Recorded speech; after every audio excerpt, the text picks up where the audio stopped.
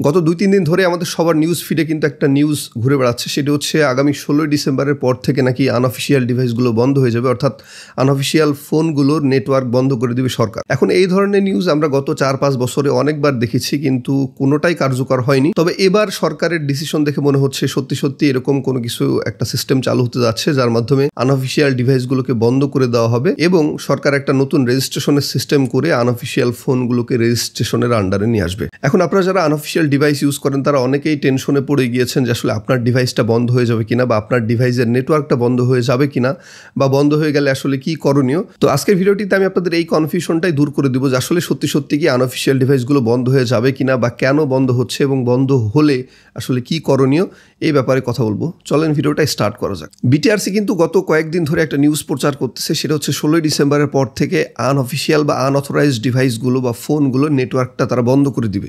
এখন এরকম সিদ্ধান্ত আসলে কেন নেওয়া হচ্ছে? মেনলি যারা আনঅফিসিয়াল ডিভাইস ব্যবহার করে বা আনঅফিসিয়াল ডিভাইস নিয়ে আসে এবং বিক্রি করে, তারা কিন্তু সরকারকে কোনো ধরনের ভ্যাট ট্যাক্স কোনো কিছুই দেয় না, যার কারণে সরকার কিন্তু প্রতি বছর প্রচুর পরিমাণ রাজস্ব হারায় এই স্মার্টফোনের মার্কেটে। এবং আপনারা সবাই জানেন স্মার্টফোন কেনার ক্ষেত্রে যদি সরকারকে ভ্যাট দেওয়া হয় তাহলে সেই ভ্যাটের পরিমাণটাও কিন্তু অনেক বেশি।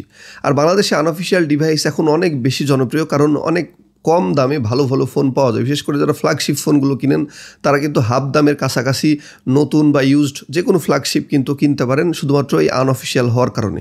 সো যে কারণে সরকার কিন্তু প্রচুর পরিমাণ রাজস্ব হারাচ্ছে এখান থেকে, মানে ভ্যাট হারাচ্ছে। এ কারণেই সরকার আসলে এই সিদ্ধান্তে গিয়েছে যে আসলে এই ফোনগুলো আসলে বন্ধ করা উচিত, বা সরকারকে যে ফোনগুলো ট্যাক্স বা ভ্যাট না দিয়ে আনা হয় বা যেগুলো আনঅফিসিয়াল ডিভাইস সেগুলোকে বন্ধ করা উচিত। এছাড়া আর একটা কারণ হচ্ছে নিরাপত্তা ঝুঁকি, অর্থাৎ আপনি যে ধরনের ডিভাইসগুলো ইউজ করতেছেন আনঅফিসিয়াল, সেগুলো যদি সরকারের ডাটাবেজে না থাকে তাহলে পরবর্তীতে আপনার ফোনে যদি চুরি হয়ে যায় বা বিভিন্ন সমস্যা হয়, সেক্ষেত্রে কিন্তু সেটা তথ্য পাওয়া যায় না বা সেটা উদ্ধার করা অনেক কঠিন হয়ে যায়। যে কারণে এই ডিভাইসগুলো যদি রেজিস্ট্রেশনের আন্ডারে থাকে তাহলে আপনার নিরাপত্তা ঝুঁকিটা কমবে, অর্থাৎ আপনার ফোন বা আপনার ফোনটা সরকারের ডাটাবেজের অন্তর্ভুক্ত হয়ে যাবে। সো এখন আপনারা অনেকেই চিন্তায় পড়ে গিয়েছেন যে আপনি এই মুহূর্তে যে আনঅফিসিয়াল ডিভাইসটা ইউজ করতেছেন সেটা আসলে বন্ধ হবে কিনা। না, আপনি এই মুহূর্তে বা 16 ডিসেম্বরের আগ পর্যন্ত যতগুলো আনঅফিসিয়াল ডিভাইস কিনবেন বা ইউজ করবেন সেগুলো কোনোটাই বন্ধ হবে না। এগুলা স্বয়ংক্রিয়ভাবে বিটিআরসির ডাটাবেজে সেভ হয়ে যাবে। অর্থাৎ আপনি এখন যে ফোনটা ইউজ করতেছেন সেটা অটোমেটিক্যালি অফিসিয়াল ফোন হয়ে যাবে, এজন্য আপনাকে কোনো ধরনের কোনো রেজিস্ট্রেশন করতে হবে না। যাদের ফোন অটোমেটিক্যালি অফিসিয়াল হবে না তারা চাইলে কিছু কোড আছে, সরকারি কিছু কোড ডায়াল করে আসলে রেজিস্ট্রেশন করে নিতে হবে। তো ওই উপায়ে চাইলে আপনি আপনার ফোনকে 16 ডিসেম্বরের আগ পর্যন্ত রেজিস্ট্রেশন করে অফিসিয়াল ফোনের আন্ডারে নিয়ে আসবেন। সো একটা ব্যাপার ক্লিয়ার যে এই মুহূর্তে যারা অফিসিয়াল ফোন ইউজ করতেছেন বা সুরাই ফোন ইউজ করতেছেন, ইন্ডিয়ান ফোন ইউজ করতেছেন, যে কোনো ফোন আসলে 16 ডিসেম্বরের আগে যদি কেনা হয়ে থাকে বা ব্যবহার করা হয়ে থাকে বা বাংলাদেশের নেটওয়ার্কে অ্যাক্টিভ হয়ে থাকে, সেই ফোনটা অটোমেটিক্যালি অফিসিয়াল হয়ে যাবে।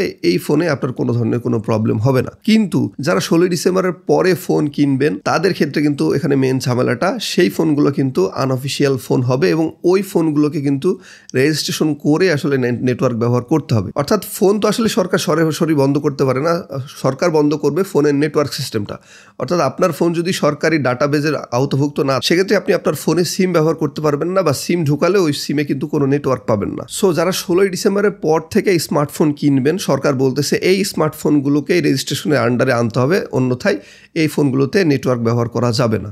তো এখন একটা ব্যাপার আপনারা ক্লিয়ার হয়ে গেলেন যে এই মুহূর্তে যারা আসলে আনঅফিসিয়াল ডিভাইসগুলো ইউজ করতেছেন তাদের ক্ষেত্রে কোনো ধরনের কোনো সমস্যা হবে না। সো আনঅফিসিয়াল বা আনঅথরাইজড ফোন বন্ধ হয়ে গেলে এবং অফিসিয়াল ফোন বিক্রি বৃদ্ধি হলে আসলে এখানে উপকারটা কোথায়? সরকার কিন্তু প্রচুর পরিমাণ ভ্যাট বা রাজস্ব পাবে অফিসিয়াল ফোনগুলো থেকে। আপনারা সবাই জানেন যে আনঅফিসিয়াল ফোন থেকে কিন্তু সরকার কোনো ধরনের কোনো রাজস্ব বা ভ্যাট পায় না, যার কারণে প্রতি বছর কোটি কোটি টাকা বা হাজার হাজার কোটি কোটি টাকা কিন্তু সরকার রাজস্ব হারাচ্ছে। যে কারণে সরকার এই অফিসিয়াল ফোনগুলো থেকে বা অফিসিয়াল ফোনের আওতায় নিয়ে আসলে এই ফোনগুলো থেকে কিন্তু প্রচুর পরিমাণ টাকা রাজস্ব পাবে। সেই সাথে কিন্তু সিকিউরিটির একটা এখানে ব্যাপার আছে। আপনার ফোনটা যখন সরকারের ডাটাবেজে সেভ থাকবে বা সরকারের ডাটাবেজে আপনার ফোনের তথ্য থাকবে, তখন কিন্তু আপনার ফোন চুরি হয়ে গেলে বা যে কোনো নিরাপত্তা ঝুঁকিতে আসলে সরকার কিন্তু সেই ফোনটাকে দ্রুত ট্র্যাক করতে পারবে এবং ট্রেস করে আপনাকে উদ্ধার করেও দিতে পারবে বা বিভিন্ন তথ্য সংগ্রহ করতে পারবে। যে কারণে কিন্তু সিকিউরিটির জন্য এই সিস্টেমটা চালু করা হচ্ছে এবং সরকার যাতে রাজস্ব পায় এই খাতটা থেকে, এই কারণে কিন্তু তড়িঘড়ি করে আসলে সরকার এই ডিসিশনটা নিতে যাচ্ছে। এখন আনঅফিসিয়াল ফোন বন্ধ হয়ে গেলে ক্ষতিটা কার? ক্ষতি মেইনলি হবে গ্রাহকদের, কারণ ফোনের দাম অনেক বৃদ্ধি পাবে। একটা ফোন অফিসিয়াল অবস্থায় কিনতে গেলে কিন্তু 50% অধিক ভ্যাট যুক্ত হয়। অর্থাৎ একটা ফোনের 50,000 টাকা দাম হলে সেই ফোনটা অটোমেটিক্যালি 1 লক্ষ টাকা দাম হয়ে যাবে বা তার বেশিও দাম হয়ে যাবে। সেক্ষেত্রে আমরা যারা এখন ফ্ল্যাগশিপ ডিভাইসগুলো ব্যবহার করতেছি বা আনঅফিসিয়াল ভালো ভালো ফোন হাফ দামে পাচ্ছি, সেই ফোনগুলোতে কিন্তু দাম 50% পর্যন্ত বৃদ্ধি পাবে। অর্থাৎ একটা অ্যাপলের ডিভাইস যদি আপনি 2 লাখ টাকায় কিনেন 17 Pro Max, সেটা কিন্তু 3 লাখ 3.5 লাখ টাকার কাছাকাছি চলে যাবে। বা আপনি যদি অন্যান্য ডিভাইসগুলো কিনেন স্যামসাং বা অন্যান্য ফোনগুলো, সেক্ষেত্রে যদি সেটা অফিসিয়ালের আন্ডারে আসে 50-60% কিন্তু ভ্যাট যুক্ত হবে। অর্থাৎ সাধারণ যারা ক্রেতা আছে, যারা 50-60 হাজার টাকা একটা ফ্ল্যাগশিপ ফোন ইউজ করতে পারতেছে বা একটা ভালো ফোন ইউজ করতে পারতেছে, তারা কিন্তু এই ফোনগুলো আর কিনতে পারবে না, কারণ এই ফোনগুলোর দাম কিন্তু ডাবলের বেশি হয়ে যেতে পারে।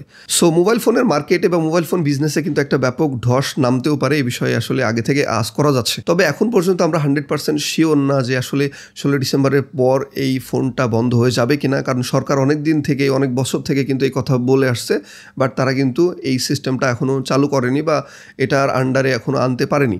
সো এটা আসলে আমাদেরকে অপেক্ষা করতে হবে 16 ডিসেম্বরের পর পর্যন্ত যে আসলে এরকম কোনো সিস্টেম কার্যকর হচ্ছে কিনা। কিন্তু যারা এখন আনঅফিসিয়াল ডিভাইসগুলো ইউজ করতেছেন, অর্থাৎ বাংলাদেশের নেটওয়ার্কের আন্ডারে যেসব ফোনগুলো আছে, সেই ফোনগুলো অটোমেটিক্যালি রেজিস্ট্রেশন হয়ে যাবে, তাদের কোনো টেনশনের কারণ নাই।